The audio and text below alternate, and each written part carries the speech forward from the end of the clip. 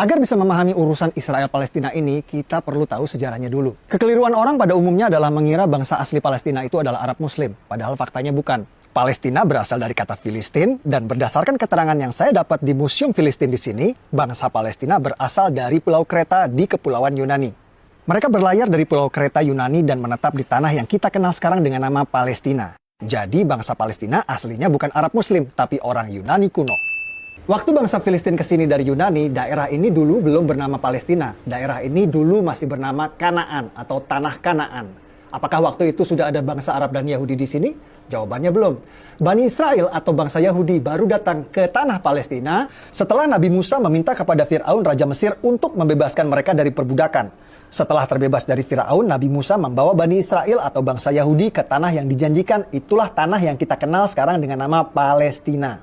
Setelah terbebas dari Fir'aun, Bani Israel Yahudi hidup di tanah Palestina ini turun-temurun selama ribuan tahun, mendirikan kerajaan Israel yang raja-rajanya tidak asing bagi kita. Salah satunya Raja David, atau yang kita umat Islam kenal dengan nama Nabi Daud. Siapa yang tidak tahu cerita Nabi Daud? Ia mengalahkan raksasa bangsa Filistin bernama Goliat hanya dengan sebuah batu. Lalu ada Raja Solomon, anak kandung dari Nabi Daud, atau yang kita umat Islam kenal dengan nama Nabi Sulaiman. Nabi Sulaiman adalah Raja Yahudi yang membangun kuil suci untuk tempat ibadah agama Yahudi yang dikenal dengan nama Kuil Solomon. Yang di belakang saya itu adalah tembok ratapan, tempat paling suci bagi agama Yahudi seperti Ka'bah buat umat Islam. Tembok ratapan ini dulunya adalah bagian dinding dari kuil suci agama Yahudi yang dibangun oleh Nabi Sulaiman.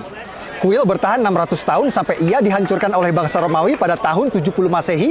Lalu karena benci pada bangsa Yahudi, Kaisar Romawi Hadrian merubah nama Israel menjadi Palestina. Nama yang bertahan sampai hari ini. Jadi Kaisar Romawi Hadrianlah yang memberi nama Palestina pada daerah ini. Aslinya daerah ini bernama Tanah Kanaan.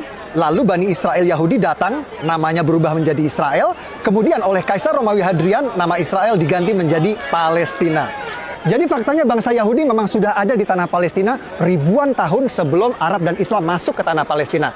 Inilah yang dijadikan landasan prinsip bangsa Yahudi sekarang ngotot mempertahankan negara Israel ini. Lalu kapan Arab dan Islam masuk ke tanah Palestina? Arab dan Islam masuk ke Palestina saat Khalifah Umar menaklukkan Yerusalem Al-Quds pada tahun 638 Masehi. Tempat ini bernama Umar bin Khattab Square atau alun-alun Umar bin Khattab. Dinamakan untuk mengenang Sang Khalifah Umar yang menaklukkan Yerusalem Al-Quds pada tahun 638 Masehi. Guys, hari ini kita bersama Dr. John Seligman, sejarawan, arkeolog, ahli situs-situs purbakala bergelar Dr. S3. The place of the temple that is built by Solomon in the central part of what is today known as the Temple Mount. The area which today used for prayer is the Western Wall, which is in fact actually an external wall of the Temple Mount itself. Right up until the time of the entry of Islam into the city of Jerusalem, when Umar enters Jerusalem, he would have mostly found an empty space. And for that reason, he builds a small mosque. We know quite clearly the development of the two major structures on the Temple Mount, one being the Dome of the Rock, and the other one being the Al-Aqsa Mosque. Both were built by the fifth Caliph, Abdul Malik. Those buildings are later than the time of the arrival of Muhammad. Arab dan Islam berkuasa selama 500 tahun sampai kerajaan Kristen Prancis datang. Atas perintah Paus di Vatikan, pasukan Prancis datang menaklukkan Palestina yang kita kenal sekarang dengan istilah Perang Salib. Raja Kristen Prancis mendirikan kerajaan Yerusalem dan berkuasa di Palestina selama 100 tahun sampai akhirnya dikalahkan. Setelah 100 tahun, akhirnya Prancis menyerah pada pasukan Raja Salahuddin Ayyubi yang berhasil merebut Palestina kembali ke tangan Islam. Ottoman Turki kalah di Perang Dunia I dan dipaksa menyerahkan sebagian besar wilayahnya kepada negeri pemenang Inggris dan Prancis. Provinsi Suriah dan Libanon menjadi milik Prancis, Provinsi Palestina dan Jordan jadi milik Inggris. Inggris mengganti nama Palestina menjadi British Mandate Palestine. Lalu Perdana Menteri Inggris langsung mengambil inisiatif mendukung pendirian negara Israel di Palestina lewat deklarasi Balfour yang berbunyi, "Pemerintahan Yang Mulia Ratu Inggris mendukung pendirian rumah nasional untuk bangsa Yahudi." Pada tahun 1947, Perserikatan Bangsa-Bangsa PBB menerbitkan resolusi pendirian dua negara di Palestina, negara Yahudi dan negara Arab. Warga Yahudi langsung menerima tawaran ini dan mendirikan negara Republik Israel. Tapi negara-negara Arab tetangga menolak pendirian dua negara ini dan langsung memerangi Israel. Hasilnya, tepi barat dikuasai oleh Yordania dan Gaza dikuasai oleh Mesir. Jadi yang menggagalkan berdirinya negara Palestina itu bukan Israel, tapi Yordania yang menjajah tepi barat dan Mesir yang menjajah Gaza. Bahkan selama bertahun-tahun, Yordania dan Mesir menolak mengakui kedaulatan Palestina di tepi barat dan Gaza dan menganggap dua daerah tersebut menjadi bagian dari negara mereka. Ini fakta.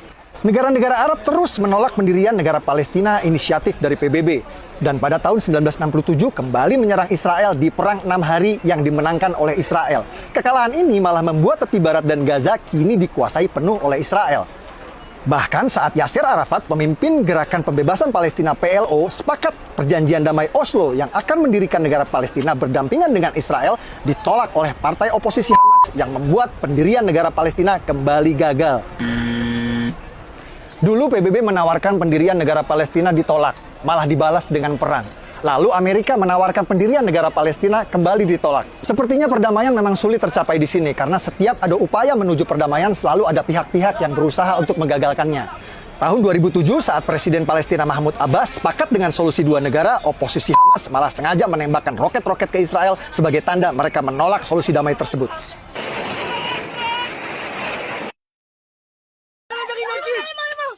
Fakta-fakta yang saya sajikan di video ini adalah hasil investigasi langsung di TKP.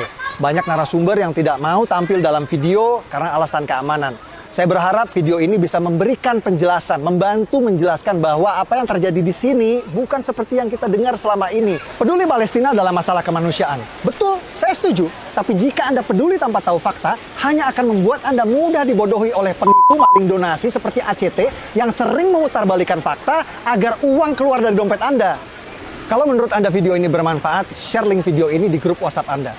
Dengan saya Permadi, dari kota Purbakala, Yerusalem, Al-Quds. Assalamualaikum warahmatullahi wabarakatuh.